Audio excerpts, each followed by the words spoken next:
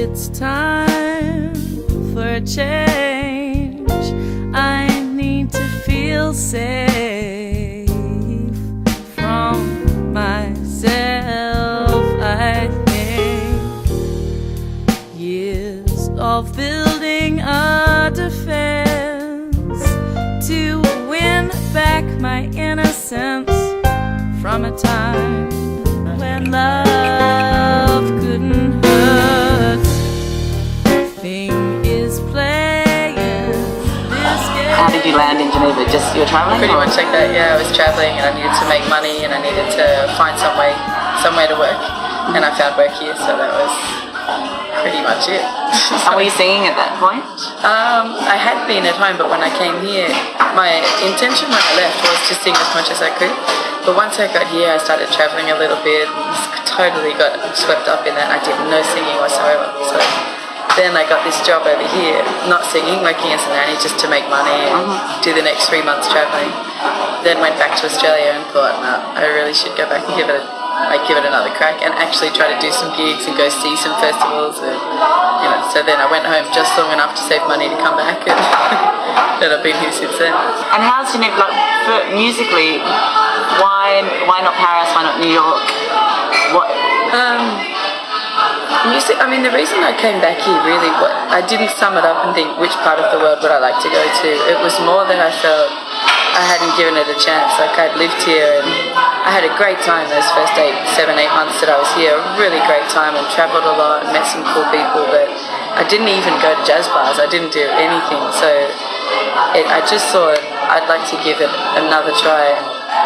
America doesn't really appeal to me, well, it certainly didn't then. It does a little more now, but it didn't really then. I wanted to give Europe a bit of a go, and because I had some connections in Geneva from being here before, I thought, well, the family that I'd worked for previously said that if I went back, they'd help me out, and so it's. And so now you're doing gigs at Chenois, the Festival de Bois. Yeah, the Bois Fête is this week. And lots of gigs, big gigs a lot. Yeah. Women's Day, Australia Day. So how did that all happen? When I came back, I really worked hard to get out there and meet people and get a band together, and went to all the jam sessions and tried to just see as many gigs as I could, just so I could start getting familiar with the scene as much as anything. And I was just lucky that the people I met, I got along so well with the band that I'm with now.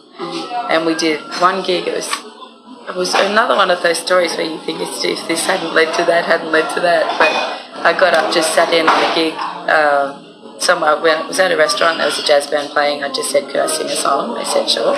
So I got up and sang something, and then what did you sing?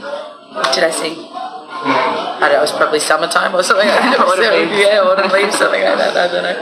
But then the manager of the bar said to the band, I want her to come back and sing. So then the bass player called me and we got a band together, and that was the first gig I've got, and it's still that band I'm working with now. So okay, and who are they?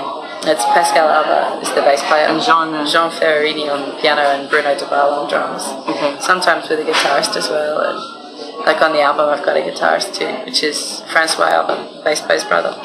So it's cool. There was a few steps between that first gig and now. Like that first gig was 2 years ago.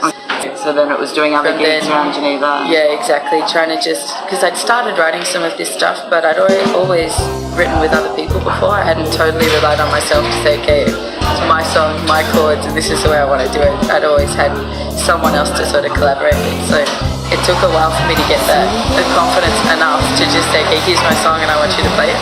So that was kind of what I was really working towards, trying to get that together. And I slowly started to take my songs into the band and tried to not, because I was arranging a lot of my own, like my arrangements of standards. But it's another step to then take your own stuff and give it and say, okay, let's just give it a go. So then I started with that and wrote a lot more of my own stuff and started to choose which ones I wanted. So I knew I wanted to make a CD, but I wasn't really too sure of the process or what way to go about it. Or I wanted the opinion of the band on some stuff, but just to try and get the right feel and the right people. Whatever. And do you have it? I do. Good.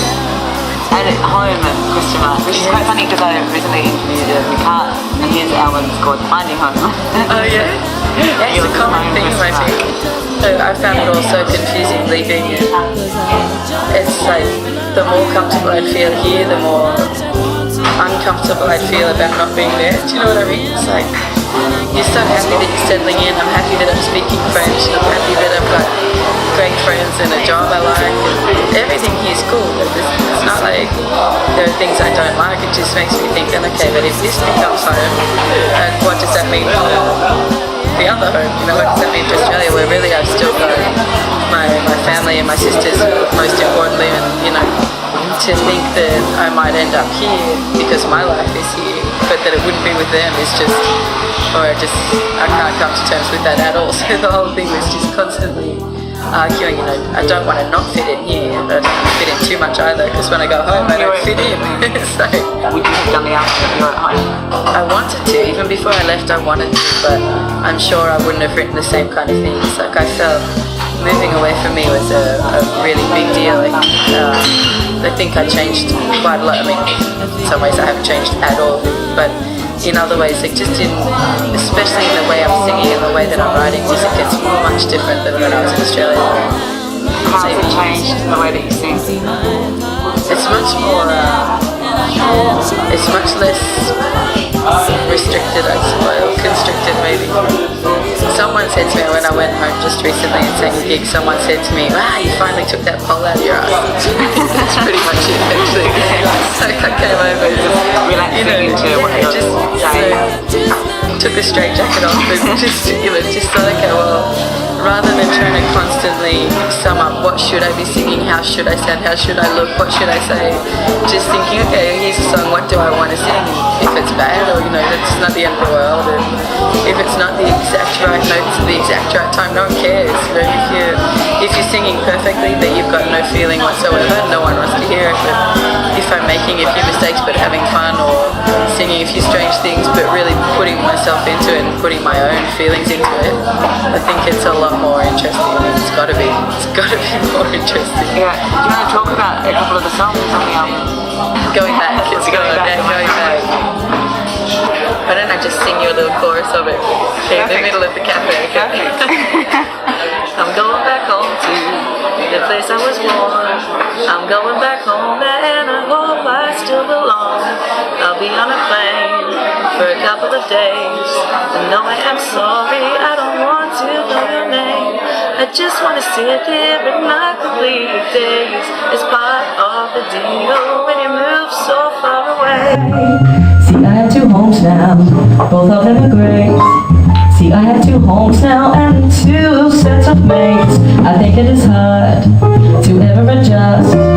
You always miss someone and I feel too much. I know my life's easy and I don't wish to complain, so I'll just sit here and wait on this plane until I'm back where I was born.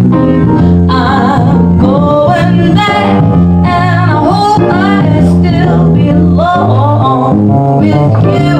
I feel nervous and excited cause I hope that you would miss me too. You say I've missed you but I don't want you to stay.